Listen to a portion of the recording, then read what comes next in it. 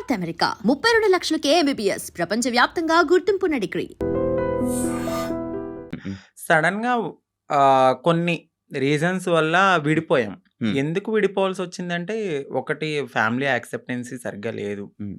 తనకి వాళ్ళ ఫ్యామిలీ. వాళ్ళ ఫ్యామిలీ యాక్సెప్టెన్సీ హ్మ్. అస్సలు లేదు. హ్మ్. ఇంకొకటి నేను ముందుగానే చెప్పాను. హ్మ్. నేను హ్మ్. ఎప్పుడైతే నేను మా అమ్మగారికి ఇల్లు కడతానో, సో, అప్పటి వరకు ఆగమనే చెప్పాను. హ్మ్. నేను అప్పటి వరకు నేను కొంచెం కష్టపడాలి. హ్మ్. ఇప్పుడు నువ్వొచ్చావు గదా అని నేను రాలేను. ఎందుకంటే హ్మ్. ఇట్లానే అవుతది. హ్మ్. ఆఫ్టర్ బ్రేకప్ అవును. అయిపోతది. సో, నేను మళ్ళీ నా పాస్ట్‌కెళ్ళలేను గాబట్టి హ్మ్. కొంచెం టైం ఇవ్వు అని జెప్పాను. ఆ హ్మ్. అబ్బాయి అన్నీ ఓకే అన్నాడు. హ్మ్. హ్మ్. నేను కమ్యూనిటీ వర్క్స్ చేస్తానని చెప్పాను. ఇలా కమ్యూనిటీలో ఉంటాను కొన్నాళ్ళు.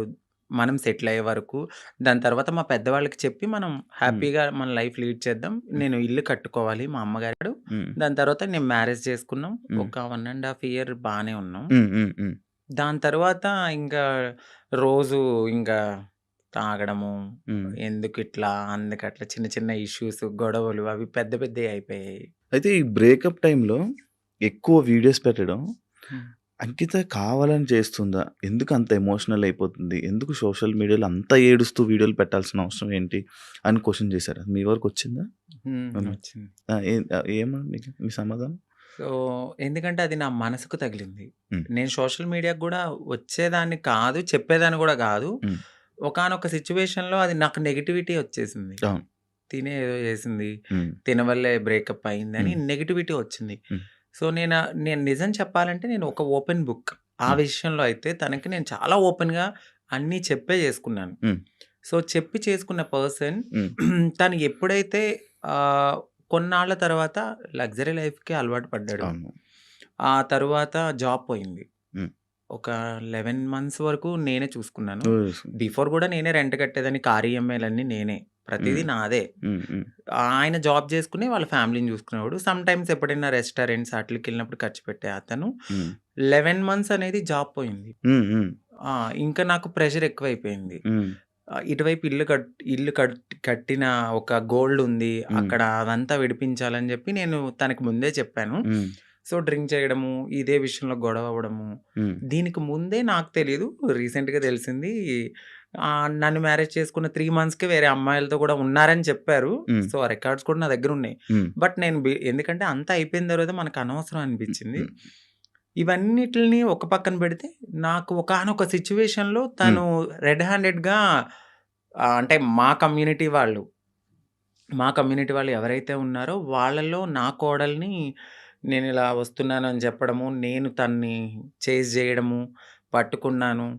సో, పరిగెత్తేసాడు. ఇవన్నీ నేను చూసి నా మైండ్ అనేది ఒక్కసారిగా ఛీ! హ్మ్.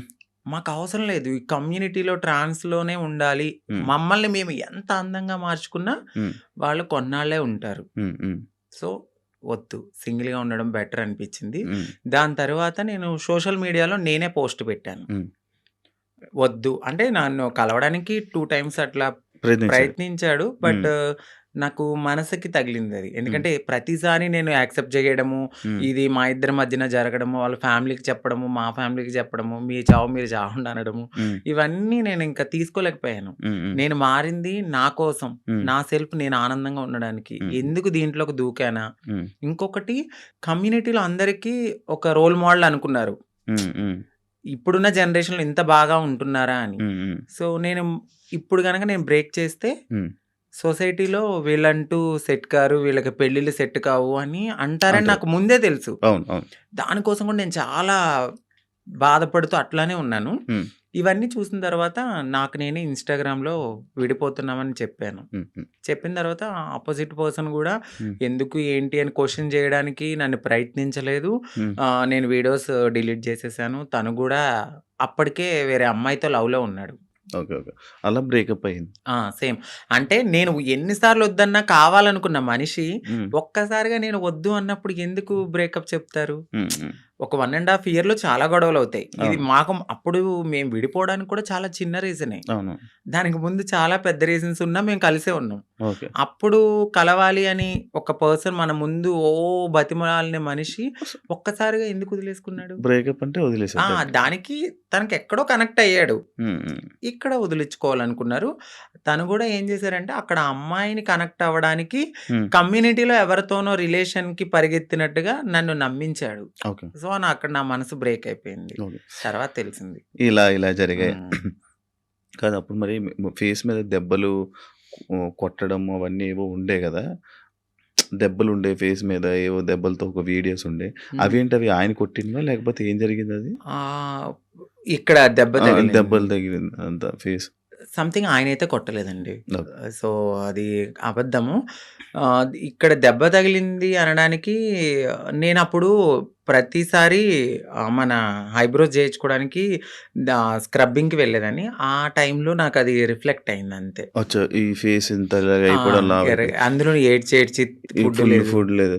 కానీ అది కొట్టేసారేమో, దానికి ఇబ్బంది అనుకున్నారు. పెట్టేసారేమో, అవును. ఇదైపోయిందేమో అని అనుకుండే. లేదు. ఆయన ఏం కొట్టలేదు. మీకు అదే ఫస్ట్ లవ్వా? అంటే అదే ఫస్ట్ లవ్ అనుకోవచ్చు. అదే ఫస్ట్ లవ్. అంటే బిఫోర్ ఒక లవ్ ఉండేది. హ్మ్. అది అక్కడ దాకా రాలేదు.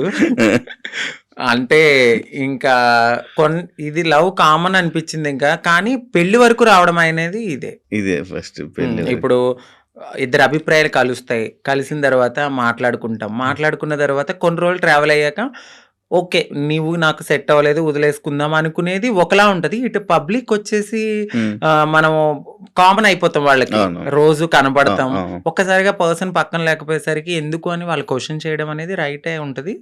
సో, ఇక్కడ దాకా ఆ పర్సన్ అయితే ఉన్నారు అంతే. కాదు అదే ఇందాక నేను ఒక పాయింట్ అడిగాను. ఏదైతే అబ్బాయిల దగ్గర నుంచి మనకి పూర్తి ప్రేమ దొరకదని తెలుసు మీకు. తెలుసండి. డబ్బుల గురించి వస్తారని తెలుసు. అవును. కానీ ఎందుకు నమ్మి దగ్గరికి తీసుకొని మోసపోయి మళ్ళీ ఏడడం? గొర్రె కసాయవాడిని ఎందుకు నమ్ముతుందంటే నేనేం క్వశ్చన్ చేయగలను. గడ్డి పెడతారు, తీసుకెళ్తారు, బాగా ఫుడ్ పెడతారు. తర్వాత వాళ్ళనే చంపేస్తారు ఏది గొర్రెని. అలా అని చెప్పి ఆ గొర్రె వెళ్లకుండా ఉంటదా? అయ్యో ఫుడ్ ఎందుకు పెడుతున్నాడో, ప్రేమగా పెడుతున్నాడేమో, తినడానికి వెళ్దాము. దానికి తెలీదు. తర్వాత నేనే మీరు బలైపోతాను. మమ్మల్ని తినడానికి వచ్చారు. సో, మా లైఫ్ లో కూడా అట్లనే జరుగుతది. తెలుసు. ఎందుకంటే తల్లిదండ్రుల ప్రేమ ఉండదు. ఫ్రెండ్స్‌తో ఎవరితోన్నా మాట్లాడినా కూడా తను ఎందుకు మారిపోయాడు కదా! అట్లా ఇట్లా నువ్వెందుకు మాట్లాడుతున్నావు? నీకేమన్నా రేపొద్దున్న బ్యాడ్ రివ్యూ వస్తదేమో అని చెప్పి ఫ్రెండ్స్ ఎక్కువ మాట్లాడరు. సొసైటీ యాక్సెప్ట్ చేయదు. ఈ టైంలో ఎవరో ఒకళ్ళు మమ్మల్ని దగ్గరికి వస్తారనమాట. ఓకే. మాకు ఈ ప్రేమ దొరుకుతుంది. జెన్యూన్ ప్రేమ ఏమో అని నమ్ముతాం. నమ్మి దగ్గర తీసుకుంటాం. తనకయ్యిందని చెప్పి నాకు అవ్వాలని లేదు కదా అని గొర్రెలుగా నమ్మేసి ముందుకెళ్ళిపోయి తర్వాత బలైపోతాం. ఇప్పుడు అమ్మలతో లేదా? అంటే హైదరాబాద్‌లో నేనే ఉంటున్నాను. ఇంటి దగ్గర ఇల్లు కట్టాను. సో, అక్కడ మమ్మీ వాళ్ళు ఫ్యామిలీ అంతా అక్కడే ఉంటారు. ఇప్పుడు ఎలా డబ్బులు? ఇప్పుడు నేను నార్మల్‌గా అయితే యూట్యూబ్ బేస్ చేసుకున్నాను. దానికి బిఫోర్ నుంచి నేను కమ్యూనిటీ వర్క్స్ చేస్తూ నేను సెటిల్ అయిపోయాను. ఫైనాన్షియల్‌గా అయితే ఇప్పుడు నేను చాలా బాగా సెటిల్ అయ్యి ఉన్నాను. యూట్యూబ్ చేస్తున్న ఇన్‌కమ్ అట్లానే కొంచెం యూట్యూబ్ నుంచి ఇప్పుడైతే 1.2 అట్లా యూట్యూబ్ వస్తుంది. బిఫోర్ ఇంకా ఎక్కువ వచ్చేది. ప్రమోషన్స్ అవన్నీ ప్రమోషన్స్ చెయ్యట్లేదండి నార్మల్ ప్రమోషన్స్ అమ్మాయిలకు సంబంధించిన బిఫోర్ చేశాను. అసలు చెయ్యట్లేదు నేను నో పెయిడ్ ప్రమోషన్స్ అని కూడా పెట్టాను. అవును చూసాను నేను. ప్రమోషన్స్ చేయరు. ఓన్లీ యూట్యూబ్ నుంచి 1.5 lakh 1.2 ఒక 2 months నుంచి అయితే మాత్రం నేను సరిగ్గా ఈ వీడియోస్ చేయట్లేదు. 12,000 13,000 అట్లనే వస్తున్నాయి. అంటే ఒక 3 months నుంచి. దాని బిఫోర్ నేను బాగా చేసేదాన్ని. 1.2 మ్యాక్స్ 1.5 మధ్యలో. ఇప్పుడు రెవెన్యూ ఇంకేం లేదు. ఈవెంట్స్కి ఏమైనా వెళ్తారా? ఈవెంట్స్ ఏం లేదు. ఇప్పుడు నేను షాప్ ఓపెనింగ్స్ అట్లా ఏదైనా జరిగినప్పుడు కొంచెం నాకు తెలిసిన వాళ్ళు విఐపీస్ కానీ వాళ్ళకి కానీ దిష్టి తీయడము, లేదంటే వాళ్ళ ఇంట్లో ఎవరైనా పుట్టారు అంటే బ్లెస్సింగ్స్ కానీ నన్నే పిలుస్తారు. అక్కడికి వెళ్ళినప్పుడు బాగానే ఇస్తారు. 51 51 31 ఓకే. మొత్తం మంత్లీ ఓవరాల్గా ఇప్పుడైతే నా ఇన్కమ్ 1.2 అంతే. అంతే మొత్తం అన్ని కలిపినా కూడా అంతే. అంతకు మించి చెప్పట్లేదు లేదు సార్. అంతే. అంటే ఆ టైంలో నేను సేవింగ్స్ ఎక్కువ చేసేసాను బాగా. ఒకప్పుడు అంకిత నాయుడు వీడియోస్ చూస్తున్నప్పుడు అంటే లైక్ బిఫోర్ బ్రేకప్ కానీ బిఫోర్ ఇది కానీ ఫేస్ ఒకలా ఉండేది. ఇప్పుడు చాలా చేంజెస్ అయిపోయాయి. అవునండి. ఎందుకు అన్ని చేయించేసుకుంటున్నారు? అంటే ఎందుకు చేయించుకున్నానంటే నేను పుట్టడం అనేది అమ్మాయి తత్వంతో ఉన్న ఒక అబ్బాయిగా పుట్టాను. సో ఎక్కడైనా నాకు చిన్నగా ఏదైనా అనిపించిందంటే దాన్ని వెంటనే చేంజ్ చేసుకోవాలి అనే థాట్ నాకు ఉంటది. నాకు నేను పుట్టడం ఒక అబ్బాయిగా పుట్టిన నా మనసు అమ్మాయి. అంటే ఇప్పుడు ఒక గొంగళ పురుగు ఉంటది. తన జీవితం ఎట్లా ఉంటది? చాలా చిరాగ్గా కనిపిస్తది. కానీ ఒక్కసారి తనకి మారినప్పుడు ఒక అందమైన సీతాకోక చిలుకగా మారుతది. సో నేను పుట్టినప్పుడు కూడా ఒక గొంగళ పురుగు లాగానే ఫీల్ అయ్యాను. నేను ఒక అందమైన సీతాకోక చిలుక అవ్వాలి అనేది నా మనసులో ఉంది. దానికోసం నేను ప్రయత్నించాను. డెఫినెట్లీ నేను సక్సెస్ అయ్యానని నేను అనుకుంటున్నాను. అంటే మీరు అన్నారు ఎందుకు ఇవన్నీ చేయించుకుంటున్నారు అని. నేను ఒక పరిపూర్ణమైన అమ్మాయిలా కనపడినా ట్రాన్స్ ఉమెన్ అనే అంటారు. బట్ నేను ఫీల్ అవుతాను ఒక అమ్మాయి పక్కకు వెళ్ళినప్పుడు ఓ అమ్మాయి కన్నా చాలా బాగుందిరా అనే ఫీల్ నాకు అనిపించినప్పుడు నేను సాటిస్ఫై అయిపోయాను. కామెంట్ వేయాలి. ఆ కామెంట్ కి నేను హ్యాపీగా ఫీల్ అయ్యి అమ్మాయి హ్యాపీ నేను ఇంత మారినందుకు. ఓకే, ఇప్పుడు సీతాకోక చిలకలకు రెక్కలు వస్తే ఎగిరిపోదామనా? వెళ్ళిపోతా డెఫినెట్లీ. ఎక్కడికి?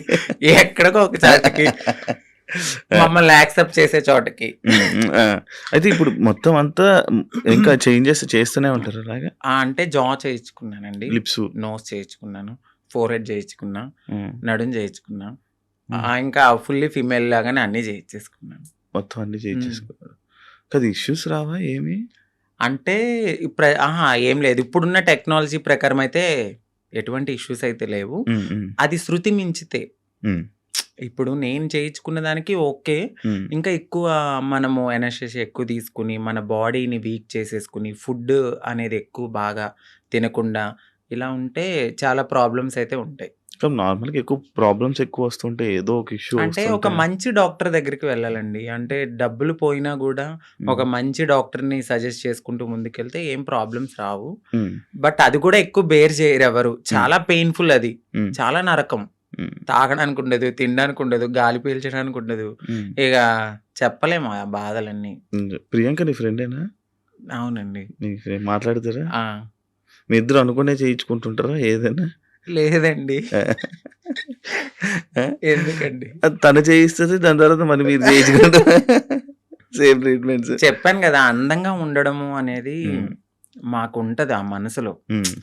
ఎక్కడ మేము ఒక అమ్మాయిలాగా ఉండాలి, ఎంత మారినా ఉంటది జనాల్లో మీరు అలాగా మీరు ఇలాగా అని. బట్ అనేవాళ్ళు అంటూనే ఉంటారు, మనం మనలా. And for more videos, please subscribe to iDream. Please subscribe to iDream. Please subscribe iDream. And please subscribe to iDream. For more videos, subscribe to iDream. please like, share and subscribe to the channel. Congratulations, iDream. Subscribe to iDream. Subscribe to iDream.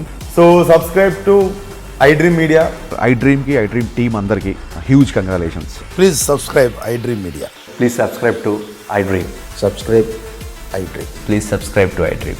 iDream అంటే నా కళల channel subscribe చేసుకున్నారు, నోరు తిరుగుతలేదు.